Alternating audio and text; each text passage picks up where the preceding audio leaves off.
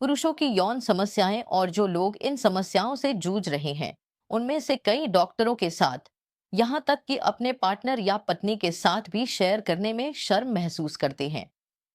पुरुषों की यौन समस्या क्या है और आमतौर पर पुरुष किस तरह की यौन समस्याओं से पीड़ित होते हैं? सबसे आम जो 4 या 5 समस्याएं हैं, उनमें सबसे पहले आता है इरेक्टाइल डिस्फंक्शन। इरेक्टाइल डिस्फंक्शन का मतलब है कि यौन संबंध के समय समय पर लिंग में पर्याप्त इरेक्शन न होना।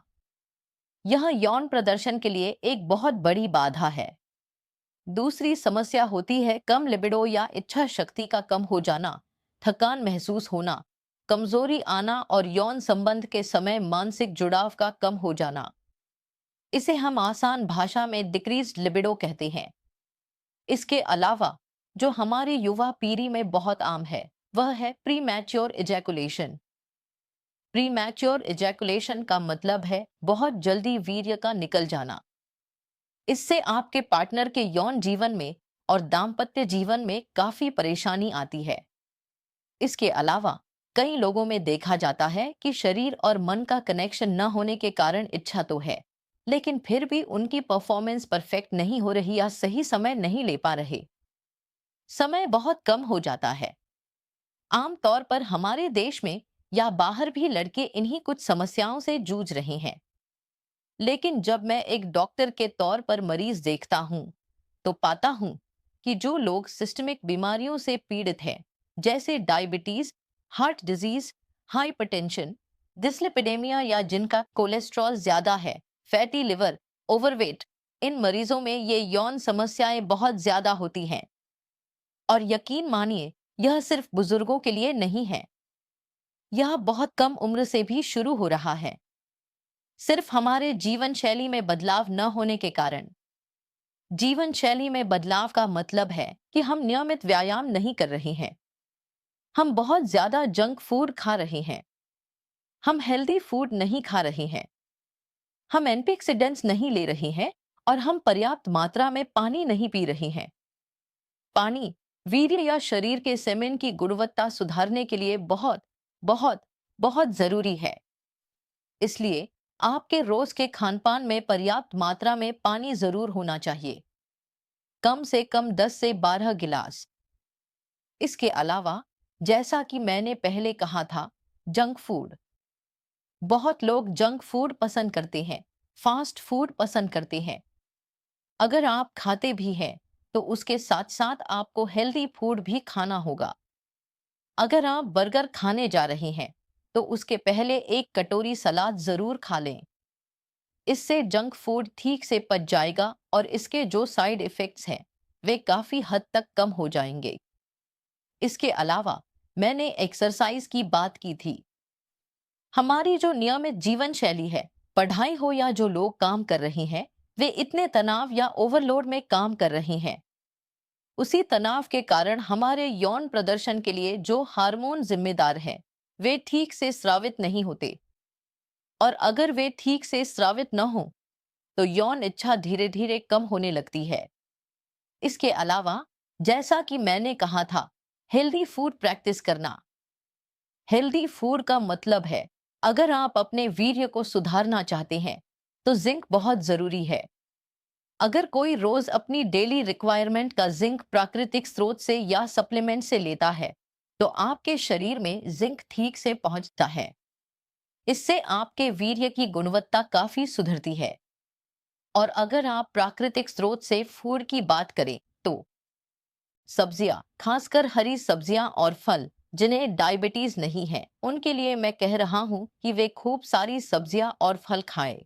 और जिनको डायबिटीज है, वे भी खूब सारी सब्जियां खाएं और फल भी खा सकते हैं, लेकिन रोजाना बहुत ज्यादा नहीं। और यह बात हमेशा ध्यान में रखें कि कम कार्बोहाइड्रेट लें, यानी चावल या रोटी की मात्रा कम कर दें। अगर आप इन चीजों की मात्रा कम कर देते हैं, तो आपका ब्लड फ्लो बेहतर होगा और पुरुषों के लिए यौन क्षमता पूरी तरह से ब्लड फ्लो पर निर्भर करती है। तो जब भी देखा जाता है कि ब्लड फ्लो सही नहीं हो रहा है, तभी इरेक्शन की समस्या होती है, और जब तनाव की समस्या होती है, तब हार्मोन स्राव में भी दिक्कत आती है। और जब आप जंक फूड या आप अनहेल्दी फूड खा रहे हैं लेकिन उसे न्यूट्रलाइज करने के लिए हेल्दी फूड नहीं खा रहे हैं, तब देखा जाता है कि आपके यौन हार्मोन सही तरीके से सक्रिय नहीं हो पा रहे हैं। तो जब हमारे पास यौन समस्याओं को लेकर मरीज आते हैं, तब उनकी जो हिस्ट्री हम लेते हैं, सबसे पहले यह देखते हैं कि उन्हें कोई सिस्टमिक बीमारी है या नहीं। ध्यान रखना चाहिए कि अगर किसी सिस्टम में बीमारी है, जैसे डायबिटीज, ब्लड प्रेशर या हार्ट डिजीज, सबसे पहले इसे कंट्रोल करना होगा, क्योंकि सिस्टेमिक बीमारी का मतलब है कि शरीर में क्रॉनिक इन्फ्लेमेशन है, और अगर शरीर में लगातार सूजन बनी रहे तो आपकी यौन क्षमता कभी भी अच्छी नहीं हो सकती। इसके बाद जो हिस्ट्री ली जाती है वह है उनकी लाइफस्टाइल की। हम जरूर उनकी लाइफस्टाइल को कंट्रोल करेंगे और उन्हें हेल्दी डाइट में लाने की कोशिश करेंगे। रोजाना एक्सरसाइज कम से कम 30 मिनट, सीधी वॉक आपके ब्लड फ्लो को बेहतर बनाएगी।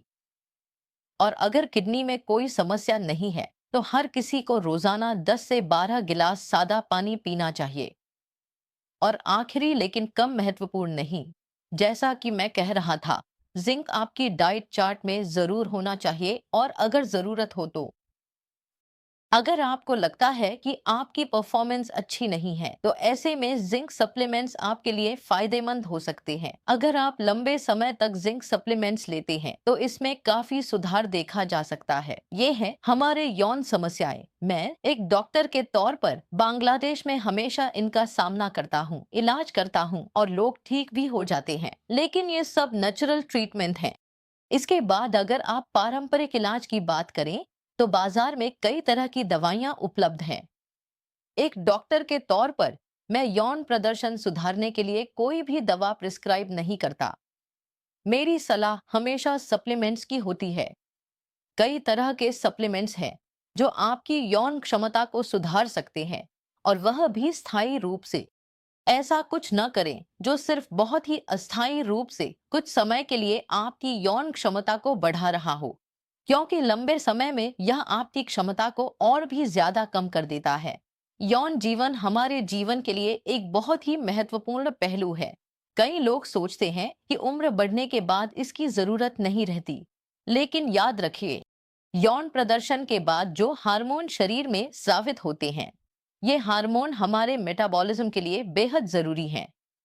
जैसे testosterone, progesterone, estrogen, cortisol, DHEA. हर एक हार्मोन हमारे मेटाबॉलिज्म को मदद करता है, उसे उत्तेजित करता है। और जब आपका मेटाबॉलिज्म अच्छा रहेगा तभी आप स्वस्थ रहेंगे।